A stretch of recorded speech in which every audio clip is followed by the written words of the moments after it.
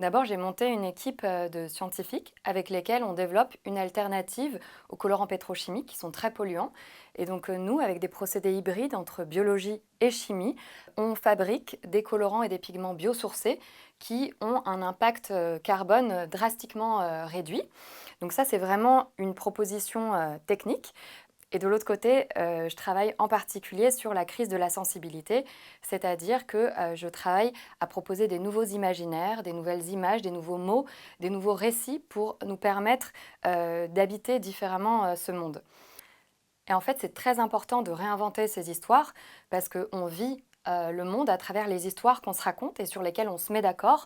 Depuis la nuit des temps, c'est comme ça et c'est comme ça que les communautés humaines se soudent à travers des histoires qu'on va mettre à jour, bien sûr, au fil des siècles, des millénaires. Mais là, face à l'urgence écologique, on a besoin de mettre à jour ces histoires et de manière beaucoup plus rapide que ce qu'on est capable de faire. Ça prend du temps de changer ces histoires parce que ça implique vraiment une manière d'habiter le monde différemment. Et donc là, malheureusement, ce qu'on voit, c'est que les scientifiques avancent et les imaginaires stagnent. Moi, dans mon travail, ce que je fais, c'est que je développe une nouvelle cosmogonie, donc un nouveau récit des origines et des mystères de la vie que j'incarne en fait de différentes manières à travers des expositions, des textes, pour donner corps un petit peu à ces choses qui nous échappent. Et en particulier, je travaille avec la molécule d'ADN, qui est la molécule fil rouge du vivant et qui est le fil rouge pour moi de ce nouveau récit que je tente de construire. Et je travaille aussi avec les microbes, qui sont les acteurs principaux de la vie sur Terre et qui vont donc être aussi les caractères principaux de cette histoire que je construis.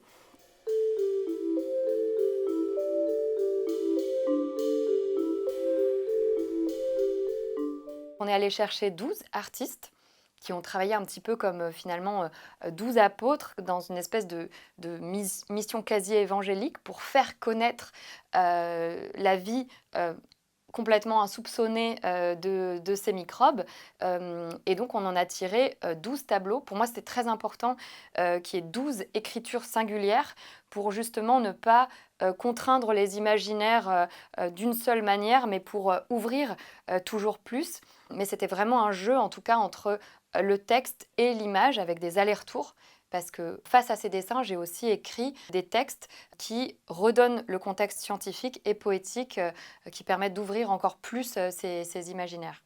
En fait, ce qui était hyper intéressant, c'était de se rendre compte qu'il y a des scientifiques qui nous ont dit que certaines représentations, en fait, aujourd'hui, étaient plus justes que ce qu'ils étaient capables de faire. C'est-à-dire que parfois, le fait de représenter que nos généalogies, nos phylogénies communes sont inextricables, c'est plus juste que de tenter de les simplifier et finalement d'en montrer quelque chose qui n'est pas tout à fait juste, même scientifiquement.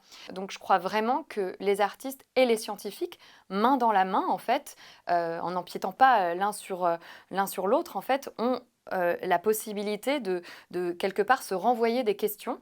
Ce qu'on a peu l'habitude de faire, souvent les artistes sont au service des scientifiques, ou parfois les scientifiques vont se servir du travail des artistes, mais enfin, sans véritablement que ce soit bien entremêlé. Et ça, je crois qu'il y a un véritable programme de recherche-création dans ce dialogue entre les deux parties.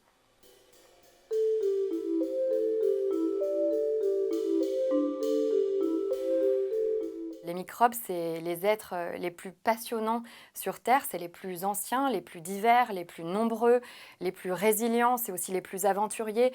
Il n'y a pas 1 mm² dans lesquels ils ne se soient pas aventurés, que ce soit dans les airs, sous terre, à plusieurs kilomètres de profondeur. On en retrouve là où il n'y a même pas de soleil, où il n'y a absolument rien, et certains se nourrissent de radioactivité. Donc c'est des êtres qui sont quand même fascinants.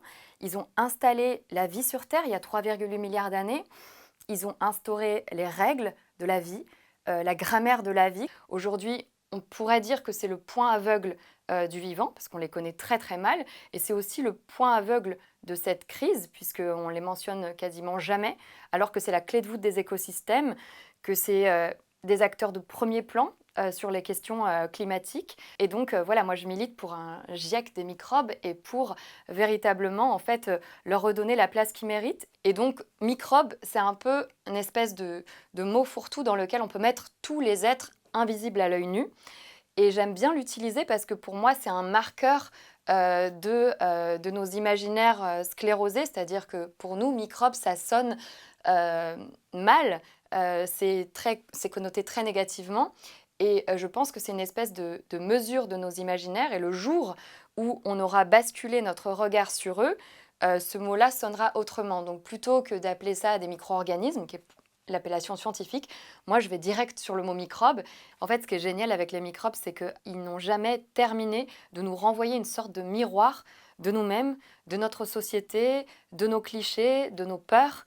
Et dans le moment qu'on vit, là, tout particulièrement, où on sent une espèce de repli des nations, de peur de l'autre, les microbes, pour moi, c'est une espèce de figure, comme on pouvait en trouver dans l'Antiquité, par exemple avec Dionysos, qui était aussi une figure de l'autre, de l'étranger, de celui qui dérange, qui fait peur, mais en fait, parce qu'on ne le connaît pas. Et donc, je crois vraiment que les microbes, c'est une invitation, en fait, à sentir cette altérité qui est en nous et qui fait que la vie est possible, en fait. Ce serait une vie stérile et juste complètement invivable de se départir des microbes. C'est tout simplement pas possible.